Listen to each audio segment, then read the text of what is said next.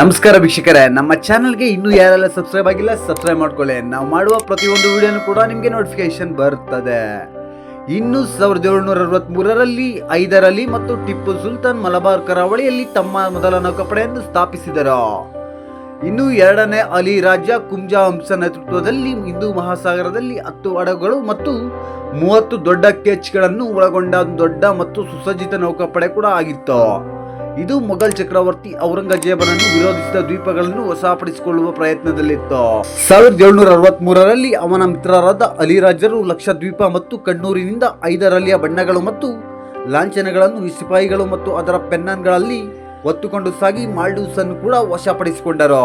ಅಲಿರಾಜನು ಹೈದರ್ ಅಲಿಗೆ ಗೌರವ ಸಲ್ಲಿಸಲು ಮೈಸೂರಿಗೆ ಹಿಂದಿರುಗಿದನು. ಸೆರೆ ಹಿಡಿದು ಕುರುಡನನ್ನಾಗಿ ಮಾಡಿದ ಮಾಲ್ಡೀವ್ಸ್ನ ಸುಲ್ತಾನ ಹಸನ್ ಇಜುದ್ದೀನ್ ಅನ್ನು ಅವನಿಗೆ ಪ್ರಸ್ತುತಪಡಿಸಿದನು. ಈ ಅತಿರೇಕದಿಂದ ಕೋಪಗೊಂಡ ಹೈದರ್ ಅಲಿ ಅಲಿರಾಜನನ್ನ ತನ್ನ ನೌಕಾಪಡೆಯ ಆಜ್ಞೆಯಿಂದ ತೆಗೆದು ಹಾಕಿದನು. ಹೈದರ್ ಅಲಿ ತನ್ನ ಮಗ ಟಿಪ್ಪು ಸುಲ್ತಾನನಂತೆ ವಿದೇಶಿ ವ್ಯಾಪಾರಿ ಹಡಗುಗಳನ್ನು ಸುರಕ್ಷಿಸುತ್ತಿದ್ದನು ಮತ್ತು ಮೈಸೂರು ನೌಕಾಪಡೆಯು ಈ ಪ್ರದೇಶದಲ್ಲಿ ಚೀನಿ ವ್ಯಾಪಾರಿ ಹಡಗುಗಳನ್ನು ರಕ್ಷಿಸಿ ಬೆಂಗಾವಲು ಪಡೆಯುತ್ತಿತ್ತು ಎಂದು ತಿಳಿದು ಬಂದಿದೆ. 1768ರಲ್ಲಿ ಹೈದರ್ ಅಲಿ ಈಸ್ಟ್ ಇಂಡಿಯಾ ಕಂಪನಿಯ ಪಡೆಗಳೊಂದಿಗೆ ನಡೆದ ನೌಕಾ ಚಕಮಕಿಯಲ್ಲಿ 2 ಗ್ರಾಬ್ಗಳು ಮತ್ತು 10 ಗವಿಲಾಟ್ಗಳನ್ನು ಕಳೆದುಕೊಂಡರು. ಅವನ ಬಳಿ 8 ಗಾರ್ಬ್ಗಳು ಮತ್ತು 10 ಗಲಿವಾಟ್ಗಳು ಉಳಿದವು. ಅವುಗಳಲ್ಲಿ ಹೆಚ್ಚಿನವು ದುರಸ್ತಿ ಮಾಡಲಾಗದಷ್ಟು ಕೂಡ ಹಾನಿಗೊಳಗಾದವು. ಇನ್ನು ಫೆಬ್ರವರಿ 19, 1775ರಂದು ಹೈದರ್ ಅಲಿಯ 2 ಪೇದೆಗಳು HM3 ಸೀಹರ್ಸ್ ಮೇಲೆ ದಾಳಿ ಮಾಡಿದರು. ಇದು ಸ್ವಲ್ಪ ಸಮಯದ ಗುಂಡಿನ ಚಕಮಕಿಯ ನಂತರ ಅವರನ್ನು ಕೂಡ ಓಡಿಸಲಾಯಿತು. ಡಿಸೆಂಬರ್ 8, 1780ರಂದು ಎಡ್ವರ್ಡ್ ಡ್ಯೂಸ್ ಹೈದರ್ ಅಲಿಯ ನೌಕಾಪಡೆಯ ಮೇಲೆ ದಾಳಿ ಮಾಡಿ ಮತ್ತೊಮ್ಮೆ ಗಣನೀಯ ಹಾನಿಯನ್ನುಂಟು ಮಾಡಿದನು. ಮಂಗಳೂರಿನಲ್ಲಿ ನಡೆದ ಆ ನೌಕಾ ಯುದ್ಧದಲ್ಲಿ ಮೈಸೂರು ತಾನು ನಿರ್ಮಿಸಿದ ಕೆಲವು ಅತ್ಯುತ್ತಮ ಹಡಗುಗಳನ್ನು ಕಳೆದುಕೊಂಡಿದೆ ಎಂದು ತಿಳಿದು ಬಂದಿದೆ. ಆದರೆ ಬ್ರಿಟಿಷರು 1781ರಲ್ಲಿ ಸೆಪ್ರನ್ ನೌಕಾಪಡೆಯನ್ನು ತಡೆಯಲು ಸಾಧ್ಯವಾಗಲಿಲ್ಲ. ಇನ್ನು ಆಂಗ್ಲೋ ಮೈಸೂರು ಯುದ್ಧಗಳ ಸಮಯದಲ್ಲಿ ಈಸ್ಟ್ ಇಂಡಿಯಾ ಕಂಪನಿಯ ಸ್ಥಾನಗಳು ಮತ್ತು ಪ್ರದೇಶಗಳ ವಿರುದ್ಧ ಇವುಗಳನ್ನು ಬಳಸಲಾಗುತ್ತಿತ್ತು. ರಾಕೆಟ್ ತಂತ್ರಜ್ಞಾನವು ಚೀನಾದಲ್ಲಿ ಹುಟ್ಟಿಕೊಂಡಿತು ಮತ್ತು 13ನೇ ಶತಮಾನದ ವೇಳೆಗೆ ಭಾರತ ಮತ್ತು ಯುರೋಪಿಗೆ ತಲುಪಿದ್ದರು.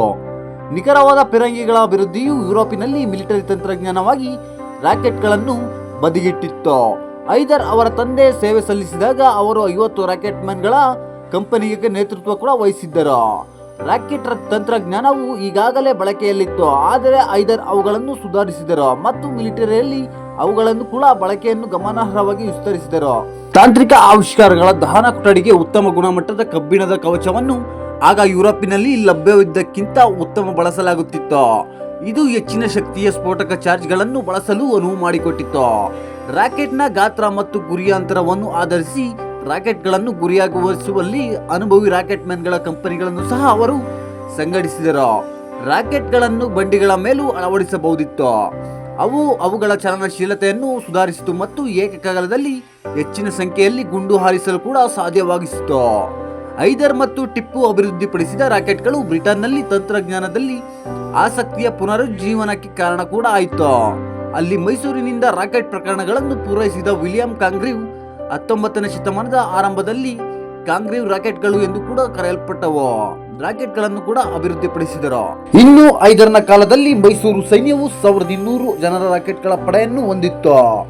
ಅದನ್ನು ಟಿಪ್ಪು ಸುಲ್ತಾನ್ 5000ಕ್ಕೆ ಹೆಚ್ಚಿಸಿದನು. ಎರಡನೇ ಯುದ್ಧದ ಸಮಯದಲ್ಲಿ 1780ರ ಪೊಲ್ಲಿಲೂರು ಕದನದಲ್ಲಿ ಕರ್ನಲ್ ವಿಲಿಯಂ ಬೈಲಿಯ ಮದ್ದುಗುಂಡುಗಳ ಸಂಗ್ರಹವು ಹೈದರ್ನ ರಾಕೆಟ್ಗಳಲ್ಲಿ ಒಂದರಿಂದ ಹೊಡೆದು ಬ್ರಿಟಿಷರ ಸೋಲಿಗೆ ಕಾರಣವಾಯಿತು ಎಂದು ಭಾವಿಸಲಾಗಿದೆ. 18ನೇ ಶತಮಾನದ ಮಧ್ಯಭಾಗದ ಮೊಘಲ್ ನಂತರದ ಯುಗದಲ್ಲಿ ಹೈದರ್ ಅಲಿ ಮತ್ತು ಅವನ ಮಗ ಟಿಪ್ಪು ಸುಲ್ತಾನರ ಅಡಿಯಲ್ಲಿ ಮೈಸೂರಿನ ಆರ್ಥಿಕ ಶಕ್ತಿಯ ಉತ್ತುಂಗಕ್ಕೇರಿತ್ತು. ಅವರು ಮೈಸೂರಿನ ಸಂಪತ್ತು ಮತ್ತು ಆದಾಯವನ್ನು ಹೆಚ್ಚಿಸುವ ಗುರಿಯನ್ನು ಹೊಂದಿರುವ ಆರ್ಥಿಕ ಅಭಿವೃದ್ಧಿಯ ಮಹತ್ವಾಕಾಂಕ್ಷೆಯ ಹೈದರ್ನ ಈ ಹೇಳಿಕೆಯನ್ನು ತಡೆಯುವ ಪ್ರಯತ್ನದಲ್ಲಿ ಬ್ರಿಟಿಷರು, ಮರಾಠರು ಮತ್ತು ಗೋಲ್ಕುಂಡದ ನಿಜಾಮರೊಂದಿಗೆ ಮೈತ್ರಿ ಮಾಡಿಕೊಂಡರು. ಇದು 1767ರಲ್ಲಿ ಮೊದಲ ಆಂಗ್ಲೋ ಮೈಸೂರು ಯುದ್ಧದಲ್ಲಿ ಕೊನೆಗೊಂಡಿತ್ತು. ಇನ್ನು ಸಂಖ್ಯಾತ್ಮಕವಾಗಿ ಶ್ರೇಷ್ಠತೆಯ ಹೊರತಾಗಿಯೂ ಹೈದರ್ ಅಲಿ ಚೆಂಗೆಂ ಮತ್ತು ತಿರುವಣ್ಣಾಮಲೈ ಯುದ್ಧಗಳಲ್ಲಿ ಸೋಲುಗಳನ್ನು ಕೂಡ ಅನುಭವಿಸಿದನು. ಹೈದರ್ ಅಲಿ ತನ್ನ ಸೈನ್ಯವನ್ನು ಮದ್ರಾಸ್ ಅಂದರೆ ಈಗಿನ ಆಧುನಿಕ ಚೆನ್ನೈನಿಂದ 5 ಮೈಲಿಗಳ ಒಳಗೆ ಸ್ಥಳಾಂತರಿಸುವವರೆಗೆ ಮತ್ತು ಶಾಂತಿಗಾಗಿ ಯಶಸ್ವಿಯಾಗಿ ಮೊಕದ್ದಮೆ ಕೂಡ ಹೂಡುವವರೆಗೂ ಬ್ರಿಟಿಷರು ಅವನ ಶಾಂತಿ ಪ್ರಸ್ತಾಪಗಳನ್ನು ಕೂಡ ನಿರ್ಲಕ್ಷಿಸಿದರು. ಇನ್ನು 1764ರಿಂದ 1772ರಲ್ಲಿ ಪೇಶ್ವೆ ಮಾಧವರಾವ್ ಅಂದರೆ 1ನೇ ಪೇಶ್ವೆ ಮಾಧವರಾವ್ರವರ ಮರಾಠ ಸೈನ್ಯಗಳ ನಡುವೆ ಹೈದರ್ ವಿರುದ್ಧ 3 ಯುದ್ಧಗಳು ಕೂಡ ನಡೆದವು. ಇದರಲ್ಲಿ ಹೈದರ್ ತೀವ್ರವಾಗಿ ಸೋತನು ಮತ್ತು ಯುದ್ಧ ವೆಚ್ಚವಾಗಿ 36 ಲಕ್ಷ ಗೌರವವನ್ನು ಮತ್ತು ಪ್ರತಿ ವರ್ಷ ಪೇಶ್ವೆಗೆ 14 ಲಕ್ಷ ವಾರ್ಷಿಕ ಗೌರವವನ್ನು ಕೂಡ ಪಾವತಿಸಬೇಕಾಯಿತು. ಈ ಯುದ್ಧಗಳಲ್ಲಿ ಹೈದರ್ ಅಲಿ 1769ರ ಒಪ್ಪಂದದ ಪ್ರಕಾರ ಬ್ರಿಟಿಷ್ ಬೆಂಬಲವನ್ನು ಕೂಡ ನಿರೀಕ್ಷಿಸಿದ್ದನು.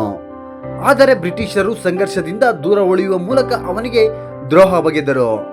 ಬ್ರಿಟಿಷ್ ದ್ರೋಹ ಮತ್ತು ನಂತರದ ಹೈದರ್ನ ಸೋಲು ಹೈದರ್ನ ಬ್ರಿಟಿಷರ ಮೇಲಿನ ಆಳವಾದ ನಂಬಿಕೆಯನ್ನು ಕೂಡ ಬಲಪಡಿಸಿತು. ಈ ಭಾವನೆಯನ್ನು ಅವನ ಮಗ ಹಂಚಿಕೊಳ್ಳುತ್ತಾನೆ ಮತ್ತು ಮುಂದಿನ 3 ದಶಕಗಳ ಆಂಗ್ಲೋ ಮೈಸೂರು ಪೈಪೋಟಿಯ ಕೂಡ ಕಾರಣವಾಗುತ್ತಾನೆ.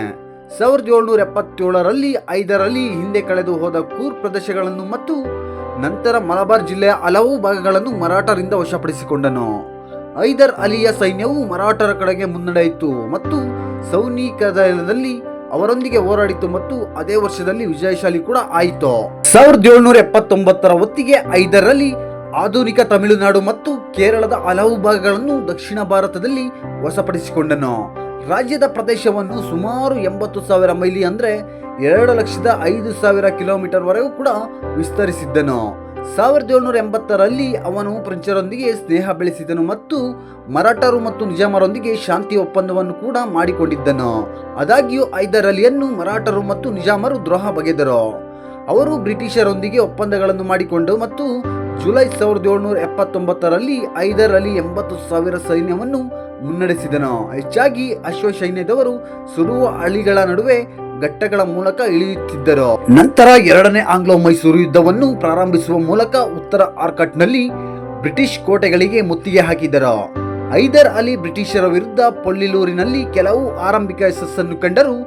ವಿಶೇಷವಾಗಿ ಪೊಲ್ಲಿಲೂರಿನಲ್ಲಿ ಚಿಲಿಯನ್ ವಾಲಾ ಮತ್ತು ಆರ್ಕಟ್ ಆಗಮನದವರೆಗೆ ಬ್ರಿಟಿಷರು ಭಾರತದಲ್ಲಿ ಅನುಭವಿಸಿದ ಅತ್ಯಂತ ಕೆಟ್ಟ ಸೋಲುಗಳು. ಆಗ ಬ್ರಿಟಿಷರ ಅದೃಷ್ಟ ಕೂಡ ಬದಲಾಗಲು ಪ್ರಾರಂಭಿಸಿತು. 1781ರ ಜೂನ್ 1ರಂದು ನಡೆದ ನಿರ್ಣಾಯಕ ಪೋರ್ಟೊನೋವೊ ಕದನದಲ್ಲಿ ಸರ್ ಐರ್ಕೂಟ್ ಹೈದರ್ ಅಲಿಯ ವಿರುದ್ಧ ಮೊದಲ ಬಾರಿ ಹೊಡೆತವನ್ನು ನೀಡಿದರು.